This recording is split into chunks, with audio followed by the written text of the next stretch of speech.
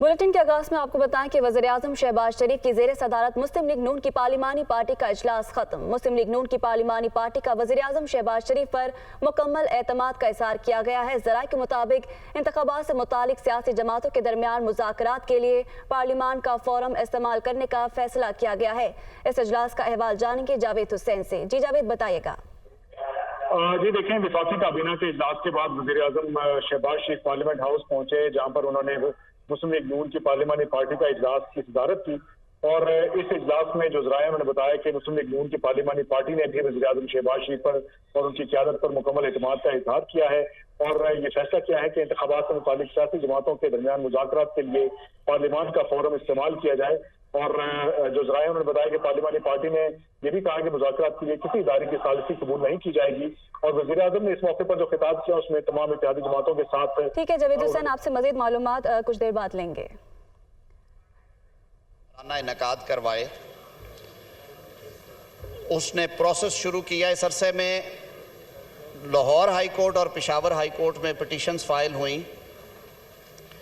वो पिटीशंस अभी पेंडिंग थी और एक दरख्वास्त में फ़ैसला होने के बाद उसकी ICA थी कि सुओ मोटो केस नंबर 1/2023 जो है उसके लिए सुप्रीम कोर्ट ऑफ पाकिस्तान में वो एक मामला तो चल रहा था किसी CCPO की तबादले और मोतली के बारे में, लेकिन उसमें दो मोअज़्ज़ज़ जज साहबान ने भिजवाया चीफ जस्टिस साहब के इस पे आप सुओ मोटो लें और इंतखाबात के इनकाद के लिए हुक्म जारी किया जाए या देखा जाए। तो 9 रुकनी बेंच आप सब के नोटिस में है। 9 रुकनी बेंच कॉन्स्टिट्यूट किया गया।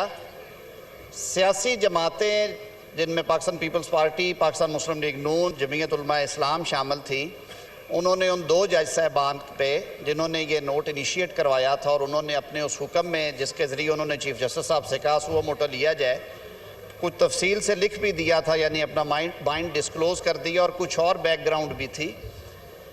तो उन 2 जज साहबान ने रज़ाकाराना तौर पे उस केस से अलहदगी इख्तियार कर ली।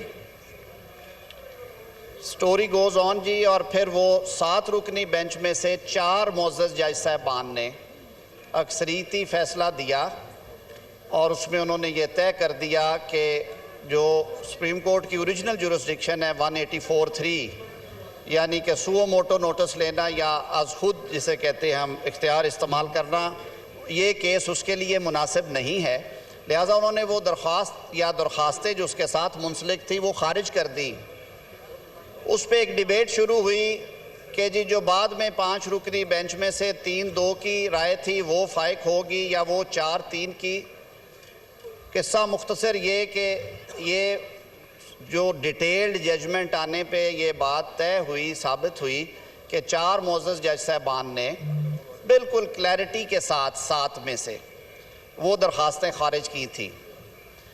मामला सर यहाँ पे नहीं रुका, मामला इस ऐवान में भी डिस्कस हुआ और इस मुअज़्ज़ज़ ऐवान ने करारदाद मंजूर की जिसमें उन्होंने कहा कि ये एक सियासी मुकदमा था, एक पॉलिटिकल क्वेश्चन था, लीगल और कॉन्स्टिट्यूशनल के साथ साथ उसको जिस तरह से डील किया गया उस पर भी आपने अपने तहफ़्फ़ुज़ात का इजहार किया। और फिर इस मुअज़्ज़ज़ ऐवान ने ये करारदाद के ज़रिए ये बात तय कर दी कि फ़ैसला जो है वो 4 जज साहबान का जो मेजॉरिटी डिसीजन है ये मुअज़्ज़ज़ ऐवान उसको मानता है। इस मुअज़्ज़ज़ ऐवान ने वफाकी हुकूमत को भी ये हदायत दी कि आप जो अक़लीती फ़ैसले में जारी हदायत हैं उन पर अमल करने के पाबंद नहीं होंगे और इस मुअज़्ज़ज़ ऐवान की सेंस ली जाएगी जब भी कोई ऐसा मामला होगा। सब्सिक्वेंट प्रोसीडिंग्स में हुक्मनामा फिर जारी हुआ कि वफाकी हुकूमत 21 अरब रुपए के जो फ़ंड्स हैं वो मुहैया करे फेडरल कंसोलिडेटेड फ़ंड में से इलेक्शन कमीशन ऑफ पाकिस्तान को, और वो रकूम जो हैं वो एक स्पेसिफाइड टाइम के अंदर प्रोवाइड करना थी। वफाकी काबीना में जब ये हुक्म आया अदालत उज़्मा से, तो क्योंकि ये ऐवान ऑलरेडी फ़ैसला दे चुका था, अपनी अक्सरीती राय का इजहार कर चुका था, करारदाद अडॉप्ट कर चुका था, तो फेडरल कैबिनेट ने इन fitness of things and in view of the background के ये अल्टीमेटली अमाउंट्स जो हैं फेडरल कंसोलिडेटेड फंड से, उनका जो इजरा की इजाज़त है वो इस मुअज़्ज़ज़ ऐवान का आईनी इख्तियार है। तो एक बिल जो है वो वफाकी हुकूमत ने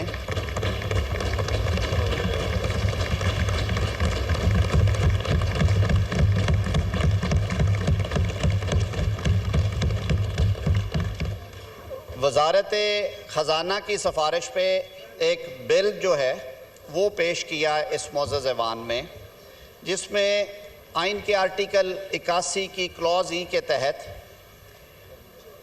प्रपोज़ किया गया था कि ये जो एक्सपेंस है इसको चार्ज्ड एक्सपेंस के तौर पे ट्रीट किया जाए, ताकि फिर वो एक मसला हल हो और जो वोट है वो सप्लीमेंट्री ग्रांट पे या फंड्स के इजरा पे वो अवॉइड हो सके।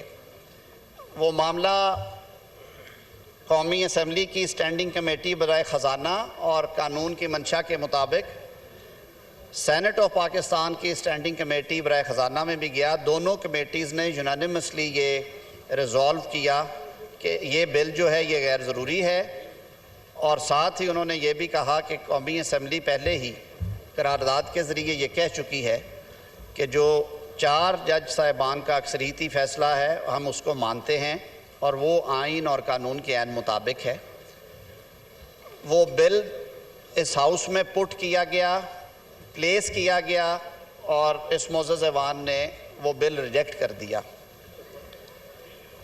दोबारा जब ये मामला सुप्रीम कोर्ट ऑफ पाकिस्तान को रिपोर्ट किया गया कि जी ये सूरत हाल हुई है, और वज़ारत ख़जाना और वफाकी हुकूमत के जो principal law officer attorney general साहब ने एक रिपोर्ट की शक्ल में जब कोर्ट के सामने रखा, तो कोर्ट ने फिर हुक्म दिया कि नहीं, ये अमाउंट्स जो हैं 21 अरब रुपए की, वो उन्होंने स्टेट बैंक ऑफ पाकिस्तान को हदायत की कि वो ये रकम फेडरल कंसोलिडेटेड फंड में से अवेलेबल करेगा, और वज़ारत ख़जाना से कहा गया कि आप ये रकम जो है इलेक्शन कमीशन को भिजवाएंगे और आप उसकी एक्स पोस्ट फैक्टो अप्रूवल जो है वो कौमी असम्बली से ले लेंगे। ऐसी सूरत हाल से 2-4 सूरत हाल में कौमी असम्बली की कायमा कमेटी बराए ख़जाना ने इस मामले का नोटिस लिया। उन्होंने मीटिंग कॉल की जिसमें उन्होंने मुझे भी दावत दी और लीगल पर्सपेक्टिव से मेरी राय भी उन्होंने ली। जनाब स्पीकर, अगर हम आइन का मुताला करें तो आइन के आर्टिकल 81, 82, 83, 84 में, और बल्कि ये आर्टिकल 73 से शुरू हो जाती है सारी स्कीम, एक चीज़ जो है वो बिल्कुल क्लैरिटी के साथ दर्ज है कि फेडरल कंसोलिडेटेड फंड में चार्ज्ड एक्सपेंस के अलावा, और चार्ज्ड एक्सपेंस मैंने पहले इस ऐवान में तफसील के साथ बयान किया था कि वो तनख्वाहें और मुराआत हैं जो कि सुप्रीम कोर्ट ऑफ पाकिस्तान की, इलेक्शन कमीशन की, सेनेट ऑफ पाकिस्तान, कौमी असम्बली, ये वो अदारे हैं जिनके जो रेन्यूमरेशंस और जो ऑफिस एक्सपेंसेस हैं उन्हें हमने चार्ज एक्सपेंस में रखा है आर्टिकल 81 में। उसके अलावा जो भी रकम मुख्तस होनी है फेडरल कंसोलिडेटेड फंड में, चाहे वो बजट में हो या बाद में सप्लीमेंट्री ग्रांट की सूरत में है, वो इस मुअज़्ज़ज़ ऐवान का कुल्ली इख्तियार है कि उसकी अप्रूवल प्रायर या एक्स पोस्ट फैक्टो इस मुअज़्ज़ज़ ऐवान ने देनी है। क्योंकि ये ऑगस्ट हाउस ऑलरेडी इस मामले के ऊपर अपनी राय दे चुका था, तो स्टैंडिंग कमेटी ने वज़ारत ख़जाना को हुक्म दिया और उनकी तजवीज़ के ऊपर वज़ारत ख़जाना ने वफाकी काबीना के सामने यह मुद्दा रखा।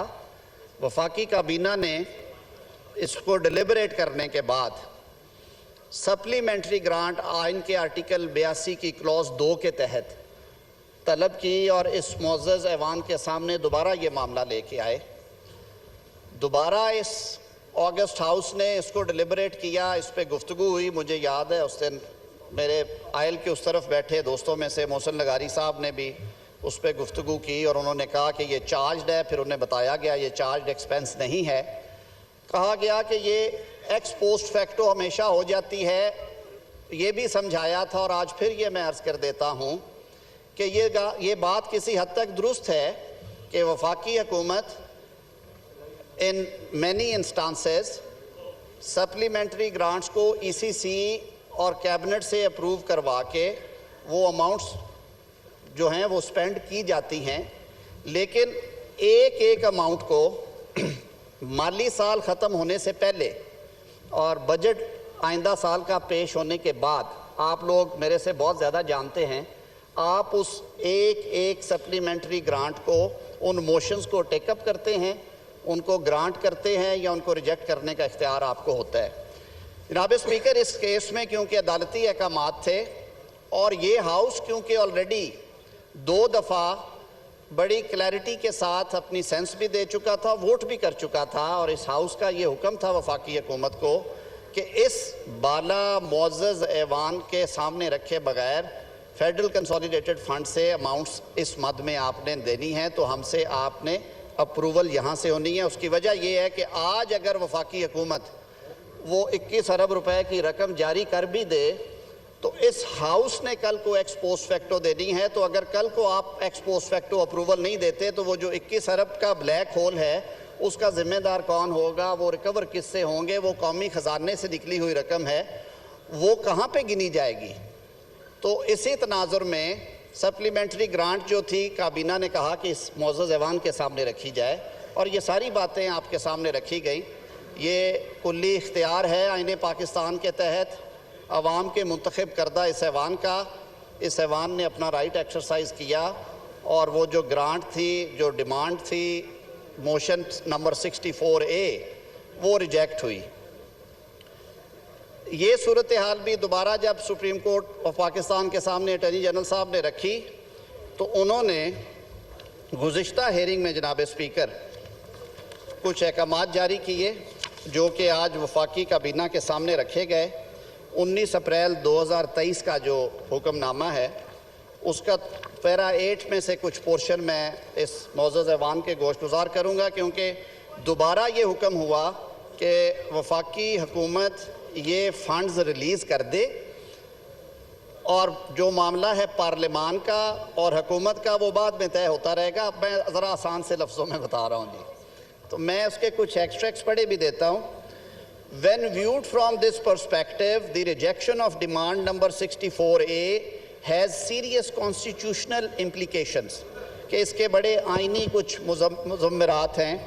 One possibility is that the government, and also since the federal cabinet is appointed on the advice of and is headed by him, the Prime Minister, have lost the confidence of the majority of the members of National Assembly कि जी ये लग ये रहा है कि अगर demand reject हुई है तो वज़ीर आज़म या काबीना जो है तो वो ऐवान का एतमाद खो चुकी है। इस पे लर्नड अटॉर्नी जनरल ने कहा, categorically stated that this was not so, कि ऐसी बात नहीं है। ऐवान कौमी असम्बली की अक्सरियत जो है वो आज भी वज़ीर आज़म के साथ है और उन पे एतमाद का इजहार करती है। तो उस पर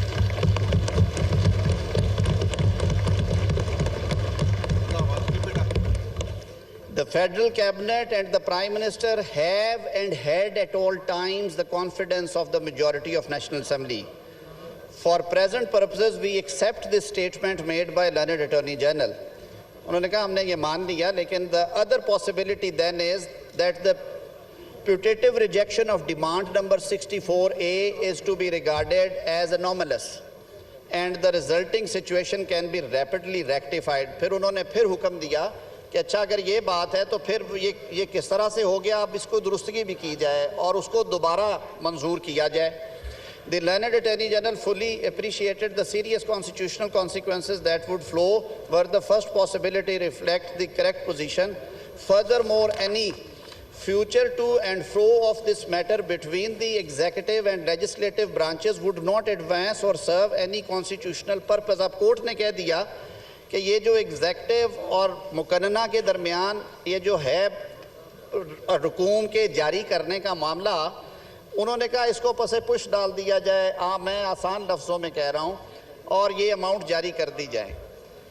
आज फेडरल कैबिनेट में ये बात डिस्कस हुई एट लेंथ। कानून के तालिब इल्म के तौर पे मैं भी समझता हूँ, आइन मैंने भी पढ़ा और आज फिर दोबारा पढ़ा और फेडरल कैबिनेट की मीटिंग के अंदर भी पढ़ा कि वजारत ख़जाना जब ये दोबारा डिमांड लेके आई कोर्ट के अहकामात के ताबे तो एक चीज़ जो मैंने पहले शुरू में कही थी कि आइन के आर्टिकल्स 81, 82, 83, 84 में बिल्कुल ये वजाहत के साथ दर्ज है कि फेडरल कंसोलिडेटेड फंड से, यानी कि जो पब्लिक एक्सचेकर, जो स्टेट का, जो हुकूमत का, गवर्नमेंट का पर्स है, उसमें से जब भी अमाउंट निकलेगी वो मशरूत होगी कौमी असम्बली की मंजूरी से।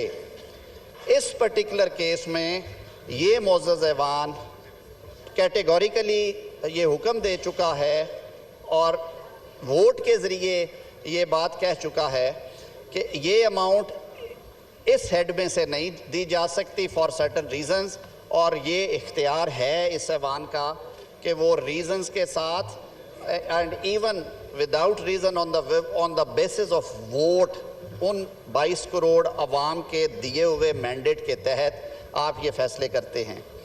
तो फेडरल कैबिनेट ने आज फिर इस सिचुएशन को असेस करने के बाद, डिलिबरेट अपॉन करने के बाद ये मुनासिब जाना कि इस डिमांड को फॉर कंसिडरेशन एंड डिलिबरेशंस आपके सामने रखा जाए। आज हम इसे किसी बिल की सूरत में नहीं लेके आए क्योंकि वो एक्सरसाइज हम ऑप्शन पहले कर चुके हैं। मेरी इस्तदा ये होगी कि इन मारूजी हालात में इस मोअज़्ज़ज़ ऐवान का ये आइनी इख्तियार है कि ऐसी सिचुएशन में वो अपने पहले किए हुए फ़ैसलों की ही तौसीक करे, या अगर उस पर नज़रसानी भी करनी है तो ये बात मैं on the floor of the house कह रहा हूँ, ये इख्तियार ना वफाकी हुकूमत का है ना किसी और इदारे और अथॉरिटी का है, ये कुल्ली आइनी इख्तियार इस मोअज़्ज़ज़ ऐवान का है। यहाँ बैठे हुए मेरे इन मोअज़्ज़ज़ बहनों और भाइयों का है। तो ये इन गुजारिशात के साथ मैं मज़ीद ये अर्ज़ करना चाहूँगा कि अगर वज़ीर ख़ज़ाना साहब का भी आप व्यू लेना चाहें, मैंने जो इसको लीगली असेस करके कैबिनेट में आज जो डिस्कशन हुई थी उसका ख़ुलासा आपके सामने रख दिया है। इस मोअज़्ज़ज़ ऐवान के लिए होगा कि इस पर डिस्कस भी करें, और ये बात कि आईने पाकिस्तान ने जो फाइनेंशियल ऑटोनमी और जो इख्तियार इस मोअज़्ज़ज़ ऐवान को दिया हुआ है उसे एक्सरसाइज करना आपकी मंशा और विल पे है, ना वो मेरी मंशा के ताबे है, ना वो वफाकी काबीना के मंशा के ताबे है। ये मैं सिर्फ गोश गुजार करना चाहता था। जनाब स्पीकर, बहुत शुक्रिया, आपने वक्त इनायत किया। मोहतरम इसहाक डार साहब, minister for finance and revenue. शुक्रिया जनाब स्पीकर। मैं जो मोअज़्ज़ज़ लॉ मिनिस्टर साहब ने जो गुजारिशात की हैं उसको रिपीट नहीं करूँगा। मैं ब्रीफली अर्ज़ करूँगा जनाब स्पीकर के एक जनरल इलेक्शंस के लिए जो बजट 2022-23 फिस्कल ईयर के लिए जो एलोकेशन थी वो सिर्फ 5 अरब रुपए थी। During the course of fiscal year पिछले 6-7 महीने में कम्युनिकेशंस हुई with the election commission of Pakistan. उन्होंने कोई करीबन 54 बिलियन की डिमांड रेज की, लेकिन बात हो रही है जनरल इलेक्शन जो कि फिस्कल ईयर 23-24 में होने थे उसके हवाले से, और फाइनेंस डिवीज़न ने उनके साथ कम्युनिकेशन की। वो स्टैंडर्ड है कि कोशिश करते हैं कि कट शट को कॉर्नर्स करें, को सेविंग करें। तो फाइनल फिगर जो था वो 47.4 अरब का तय हुआ। और उसके बाद जो डेवलपमेंट्स हुई मुल्क में, जो खैबर पख्तूनख्वा और पंजाब असम्बली के हवाले से, मैं उस तफसील में नहीं जाता कि ये एक आइन जो दोबारा लिखा गया 63A के तहत, ये उसका नतीजा था। अगर 63A को रीराइट ना किया जाता तो फिर तो पंजाब में हुकूमत चल रही थी, एक हुकूमत में तब्दीली आ चुकी थी और वो अपने मुद्दत पूरी करती और फिर पूरे मुल्क में इलेक्शन एक वक्त होते। तो वो जो एक डेवलपमेंट थी उसने काफ़ी खराबियों का उससे जन्म हुआ, और उसके बाद वो हुकूमत जो है वो 25 मेंबर्स का ना तो कोई गुनाह था, उनके वोट नहीं गिने गए। एक महले एक सिंपल जो लॉ का स्टूडेंट है, वो भी, आप खुद लॉ के बड़े एक्सपर्ट हैं, वो अंडरस्टैंड करता है कि जो आपने जिस चीज़ की आपको सज़ा मिल रही है वो है कि आपके ज़मीर ने कहा कि मैंने ये वोट देना है, वोट ऑफ कॉन्फिडेंस या वोट ऑफ नो कॉन्फिडेंस में अगेंस्ट द पार्टी लाइन, और फिर मैंने सीट खोनी है। तो वो उसका नतीजा ये हुआ कि वो आज तक दुनिया हैरान है कि 63A की एक नई जो इंटरप्रिटेशन आ चुकी है वो पता नहीं कैसे आई और क्यों आई, उससे तमाम खराबियों ने जन्म लिया। और फिर ये 2 असम्बलियों की जो डिसोल्यूशन थी, मैं समझता हूँ कि मुल्क में अफरा तफरी फैलाने की एक बदतरीन एक अटेम्प्ट थी। और हमने देखा कि 2 असम्बलियों के बाद इलेक्शन कमीशन की तरफ से फंड्स की डिमांड फाइनेंस मिनिस्ट्री में आई।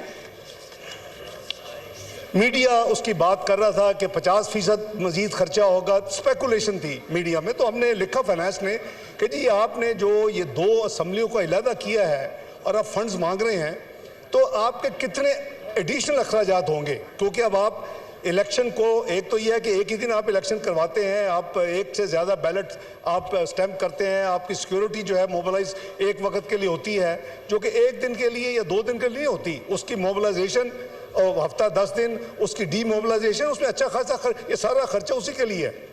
तो उसके नतीजे में उन्होंने हमें जो अमाउंट दिया वो दिया 14.4 अरब। तो इन एनी केस फालतू खर्च होगा, यानी आफ्टर नेगोशिएशन अगर एक वक्त में पूरे मुल्क में इलेक्शन होते हैं तो 47.4 बिलियन, अगर ये 2 इलेक्शन स्प्लिट होके होते हैं और वो होते हैं तो फिर एटलीस्ट अनदर 14.4 बिलियन, जिसका मतलब है कि 61 रफली 62 बिलियन जी।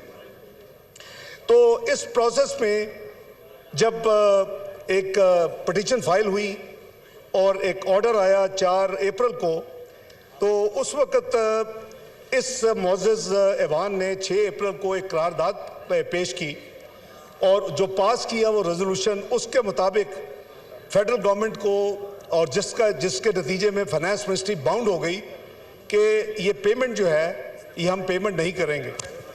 ये चीज़ एक तरफ है, और दूसरी तरफ आपका आइन जो है वो आर्टिकल खासकर बजट और सप्लीमेंट्री ग्रांट्स, एक्सेस ग्रांट्स के हवाले से आर्टिकल 80, 80, 81, 82, 83, 84 गवर्न करता है।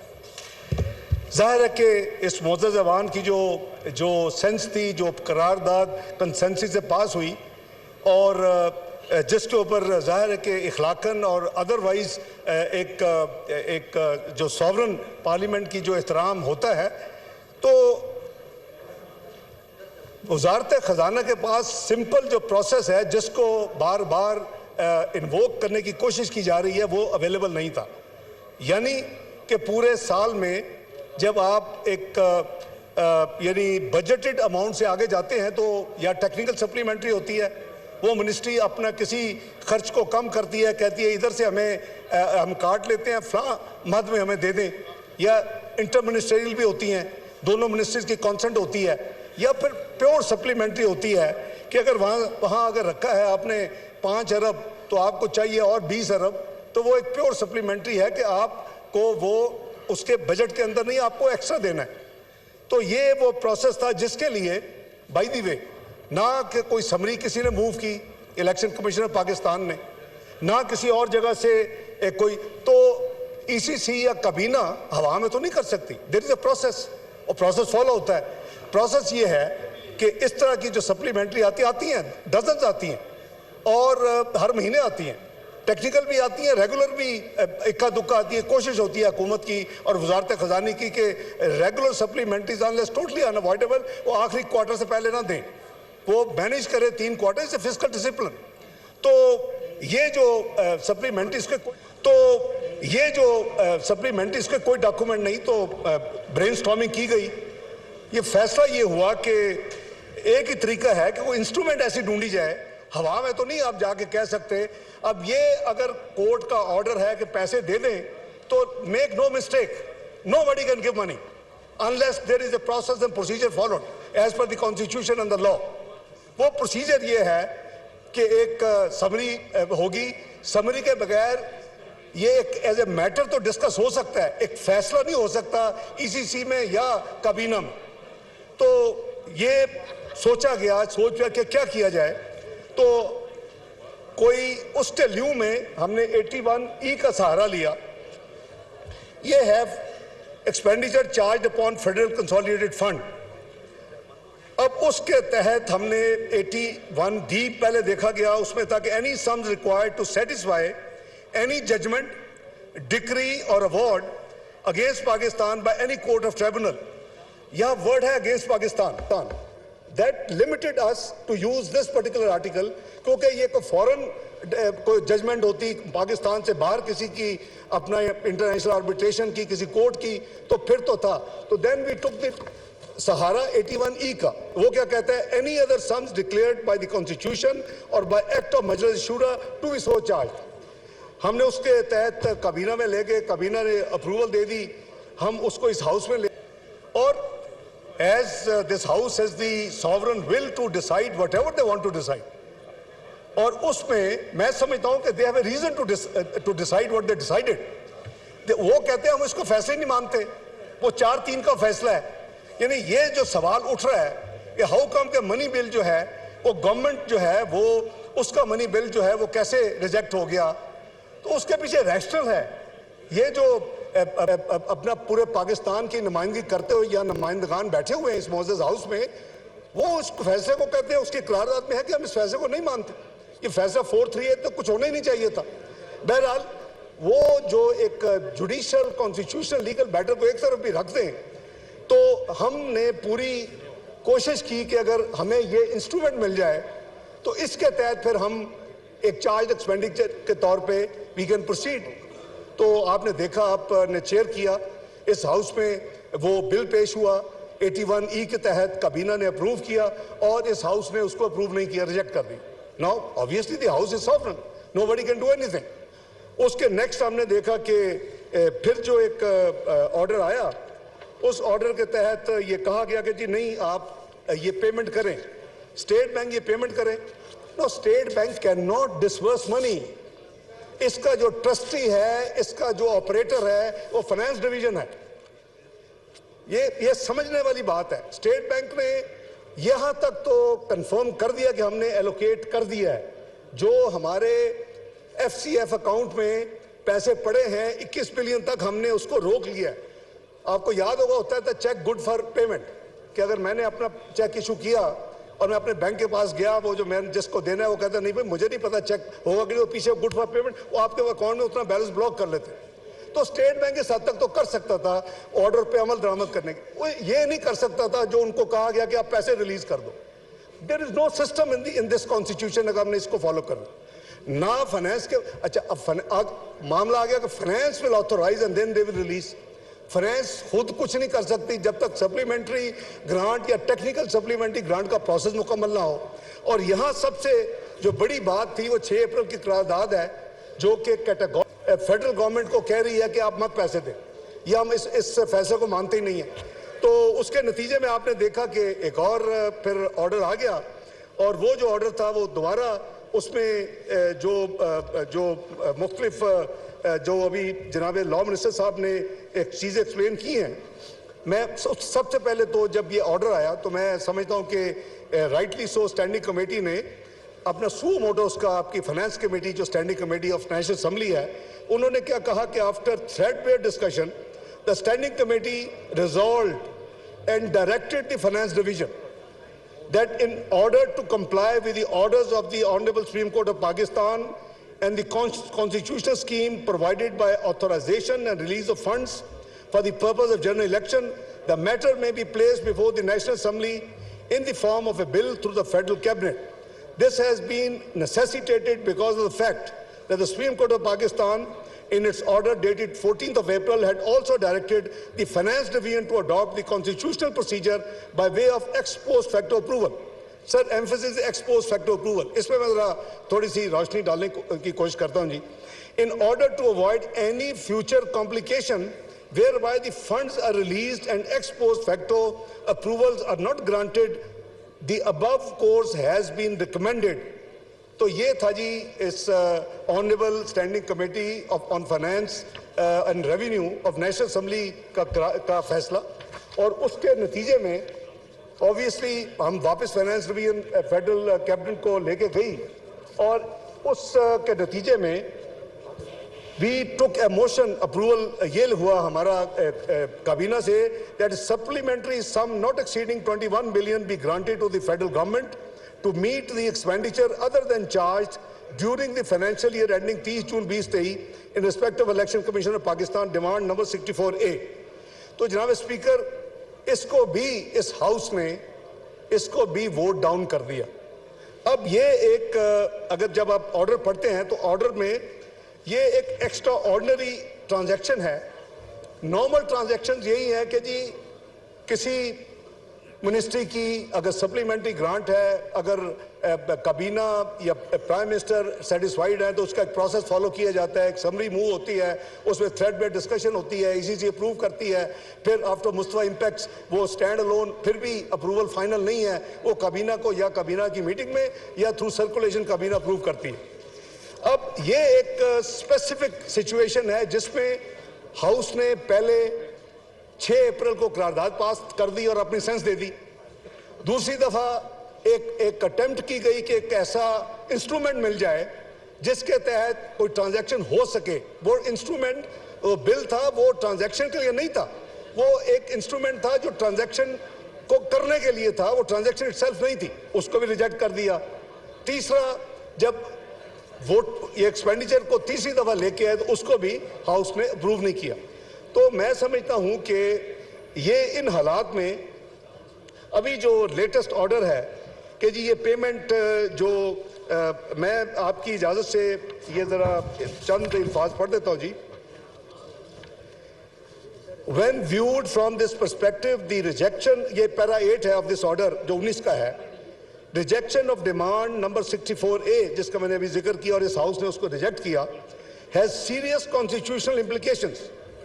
One possibility is that the government, and also since the federal cabinet is appointed on the advice of and is headed by him, the Prime Minister, have lost the confidence of the majority of the members of the National Assembly. यह para number 8 है 19 अप्रैल के order का। The learned Attorney General categorically stated that this was not so. The federal cabinet and the Prime Minister have and had at all times the confidence of the majority of the National Assembly.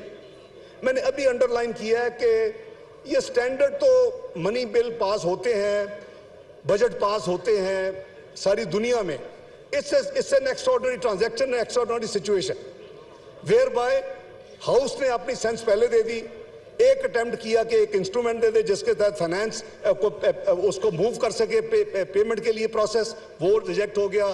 फिर as such expenditure की आ गई उसमें 82(2) के नीचे कि voted expenditure के तौर पे दे दे, वो भी रिजेक्ट हो गया। तो ये आगे जो मैं समझता हूँ कि जो लिखा है ऑर्डर वो जरा सुन लें।